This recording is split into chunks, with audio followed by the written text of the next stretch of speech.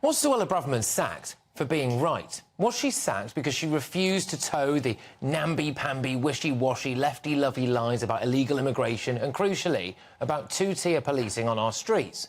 Suella Braverman was right about the hate marches. Yes, there were bad scenes from some counter-protesters. I absolutely do not condone clashes with police, and there were some disgusting things that happened there.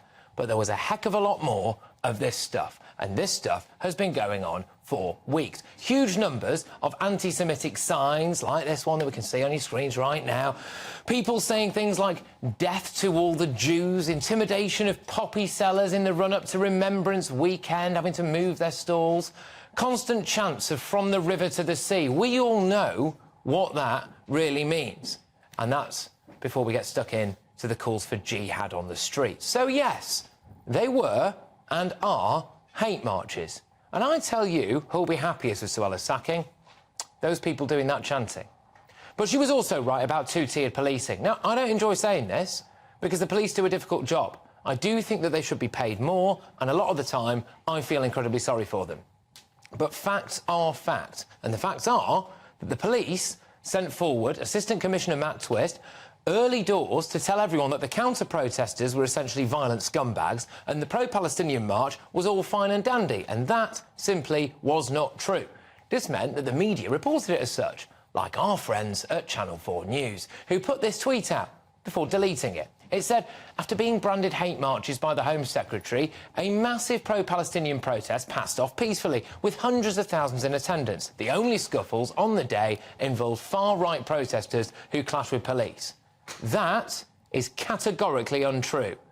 And it was untrue when they tweeted that. They must have known that. But they were helped with that tweet, pushing their political agenda, as were other left-leaning commentators, because of the comments that were made by the Met Police. But also, the police's behaviour. The police went in straight away and arrested bad actors within the counter-protesters, but then, yet again, they just looked to retrospectively arrest people from the pro-Palestine march. They put up appeals for the public, like this, by the way, just a warning now, OK, that the clip that I'm about to play for you might offend you. Hitler knew how to deal with these people.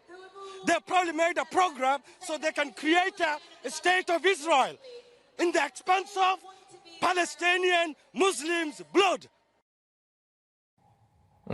Police were also happy to be pictured with children dressed as novelty Hamas terrorists. And, in a stark contrast from how they handled counter-protesters, they stood by and allowed a mass brawl to take place in London. There you go. Happening. The police just standing there, mass brawl taking place. We can see it with our own eyes. Again, the police retrospectively say that they might not have handled that correctly. So, I put it to you that Suella Braverman was absolutely right about there being two-tiered policing and the police potentially picking a side. I do not think for 1 second that the people among the counter-protesters who went there to cause trouble actually did so because of Suella Braverman. They went there, I think, because they felt that our police force and our politicians were letting them down. Suella was right about there being an invasion on our south coast. She was right about there being a hurricane of illegal immigrants heading to the Western world. And for people who think that that language is a bit spicy and inappropriate, David Cameron once called them a swarm. So, you know, have that. He's back in now, isn't he? She was right about the irreversible impact that that will have on our culture and on our way of life. She was right that the international community needed to act now to change the definition of a refugee.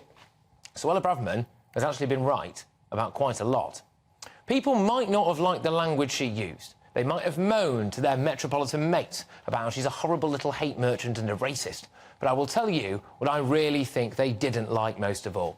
They couldn't stand that she, especially as an ethnic minority, was brave enough to say what the silent majority of Brits are actually thinking. She has her finger on the pulse more than Rishi Sunak, whose solution to all of the major issues facing the country right now are banning smoking, changing exams for kids and sitting on Elon Musk's knee.